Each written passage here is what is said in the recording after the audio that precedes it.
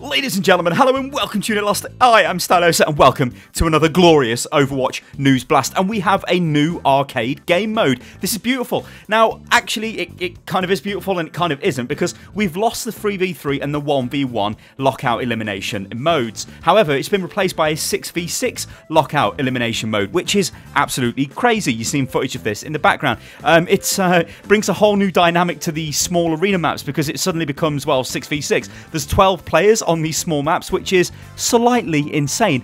As you can imagine anyway, people are getting very worked up over the fact that there is no 1v1 and 3v3 elimination modes in the arcade right now. And Jeff actually responded to one of the threads on the forum, and this is what he says. We plan to keep mixing up what the arcade modes are. Always remember that you can play your favourite modes in the custom game browser. For an upcoming patch, the custom game card is moving to the main play menu along with quick play versus AI competitive and arcade. So it should be more visible and get more traffic.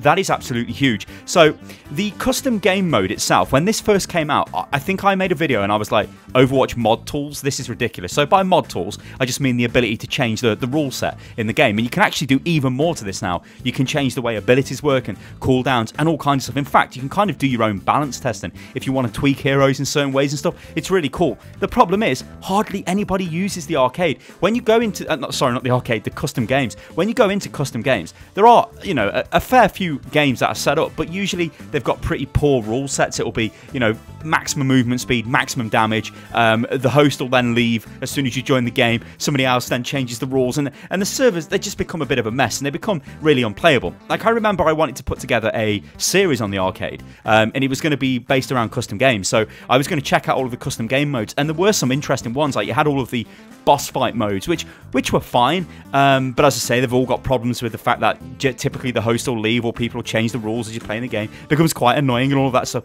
But there was the Widowmaker headshot mode, which I really enjoyed. That was awesome. That still is one of the most popular modes. And I made a video on that, and I was like, cool, I'm going to make loads of videos on this. And then I couldn't really make another video because every time I went into a custom game, the server would either get like radically changed as I'm in it, or just like really random stuff would happen. It was not great.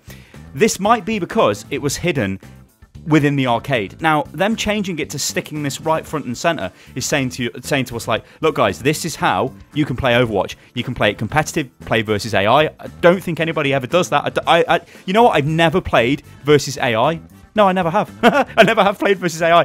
Quick play, arcade, competitive, I think I said, and then custom games. That is going to be insane. That should bring more people into the custom games because, let's be honest here, Blizzard have given us a load of tools, and there's a lot of really funky game modes that can be dreamt up, and I just want to see more people coming up with more insane ideas. However, we do have 6v6 lockout elimination, as I say, which is the new arcade mode, which is really fun. But if you do want to play 1v1 and 3v3, then you can set them up in the custom games. Now, the reason why they swap them around is because they want to try different things in the arcade to see basically what people click on and what people play and where traffic goes and stuff like that. So it's very much like a test bed for new content.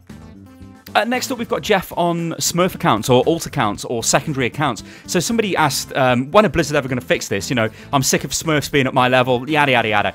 And then Jeff just corrects them in a beautiful way because, as you guys probably know, you don't really get Smurfs in this game, and this is why. Having a second account you play on is fine. New accounts very rapidly adjust to play at the proper skill level. Doing anything to manipulate your internal MMR or skill rating, i.e. boosting or throwing, is not fine. Penalties for boosting and throwing are about to increase dramatically. Please report the behaviour. Reporting is being worked on for consoles, but is not ready yet. So we're going to get massive, more harsher penalties. We know about this, kind of, with the permanent bans from competitive completely and all of that ridiculous stuff I reported on a couple of days ago. So that's going to be awesome to see that go through. But yeah, you can't actually be a Smurf in Overwatch. Like, I've got 5 accounts.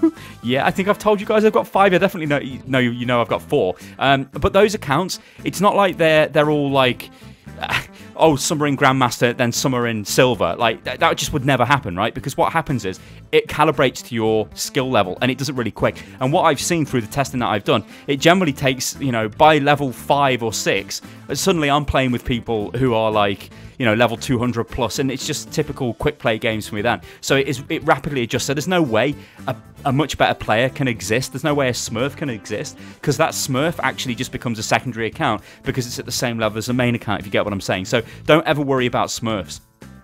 And then finally, we've got this. This is the new map preview, Horizon Lunar Colony. Now, we know about this, right? So you're probably thinking, Sty, why the hell are you showing me this?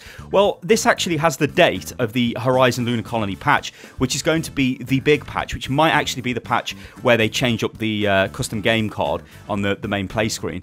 But this is going to be the patch on the 20th of June, where they introduce this new map. So hopefully we're going to get more sort of information around about the new hero, possibly Hammond or whoever the hell it could be, or at least we could get new information before the 20th possibly.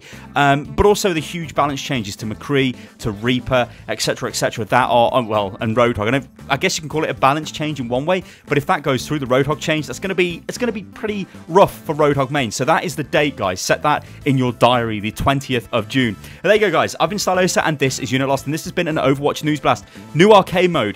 20th of June is when the update's coming out. Smurfs don't really exist, but secondary accounts are fine. And I'm sure I've missed something else, haven't I? What have I missed? BANS. Oh, yeah, mixing up the arcade. Arcade play mode is coming to the... well, custom games is coming to the play cards, which is awesome. All right, guys, you can follow me on Twitter, which is @UnitLostGaming. You can subscribe to the channel if you love this stuff. And you can join the Discord, which is discord.gg/UnitLost. It is a beautiful place. It's a very nice Discord server. There's no toxicity on it. You can actually join that and just form groups with people and play Overwatch. It is awesome. All right, guys, I'll catch you on the next one. Toodaloo.